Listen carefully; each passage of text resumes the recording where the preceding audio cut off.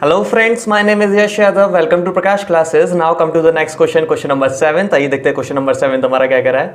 To find out the concentration of SO2 in the air in parts per million, the data was collected for 30 localities in certain cities and is presented below.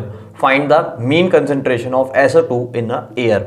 देखिए question में क्या कह रहा है क्या नहीं कह रहा है, आपको इस पे ज्यादा ध्यान नहीं देना है. अगर आपके सामने स्टैटिक्स पे यहाँ पे आपको एक टेबल गिवन है और उसमें आपको मीन निकालने को कहा है तो आपको ज़्यादा सोचने की ज़रूरत नहीं है. आप सीधे मीन के फॉर्मूले से शुरू कीजिए और उसमें जिन जिन चीज़ों की रिक्वायरमेंट है वो इस टेबल के थ्रू निकालिए और सब्स्टिट्यूट करके आंसर निकालिए. ठीक है, लेकिन मैं आपको फिर भी समझा देता हूँ इस क्वेश्चन में ये क्या कह रहा है. इस क्वेश्चन में कह रहा है कि कंसंट्रेशन ऑफ SO2 एयर के अंदर कितनी है ये 30 लोकेशन से पता करी है. ठीक है, 30 लोकेशन इन्होंने ली है, उसमें इन्होंने ये पता करा है कि एयर के अंदर SO2 का कंसंट्रेशन कितना है. ठीक है, SO2 मतलब पॉल्यूशन की बात कर रहा है बेसिकली ये. ठीक है, तो यहाँ पे इसने एक आया, उसने एक डाटा दिया है कि इस कंसंट्रेशन के बीच में 4 लोकेलिटीज हैं, इस कंसंट्रेशन के बीच में 9 लोकेलिटीज हैं. इसी तरह से इसने पूरा डाटा यहाँ पे गिवन कर रखा है. ठीक है, अब यहाँ पे इसने कहा है कि मीन कंसंट्रेशन निकालिए एयर में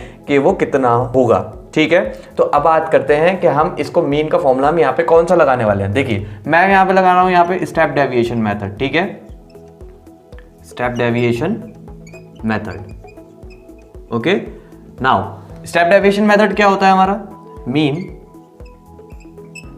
x bar is equals to कितना होता क्या है, a plus H summation F I U I divided by summation F I, यही होता है. ठीक, नाउ यहां पे देखिए a निकालेंगे. a हमारा किससे निकलता है, a निकलता है x की वैल्यू से. x कहां से निकलता है, ट्रेवल की मीन वैल्यू, बीच की वैल्यू कौन सी है. ठीक है, तो आइए सबसे पहले हम निकालते हैं xi.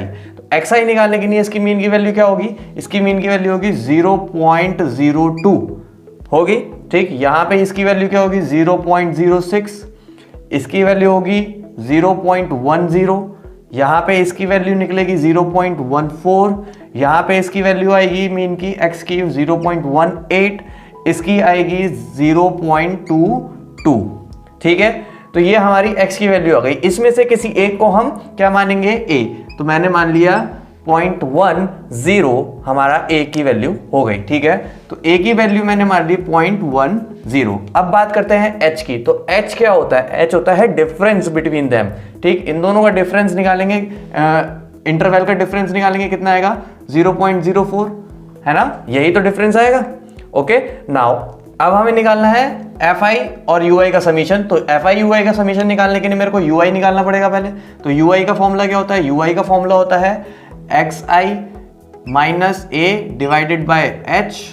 ठीक है, तो अब बात करते हैं. देखिए xi पहले मैं ये रखता हूँ 0.02 रखा, माइनस कर रहा हूँ 0.1 से, कितना आ गया माइनस का 0.8 डिवाइडेड बाय 0.4, कितना आ गया माइनस का 2.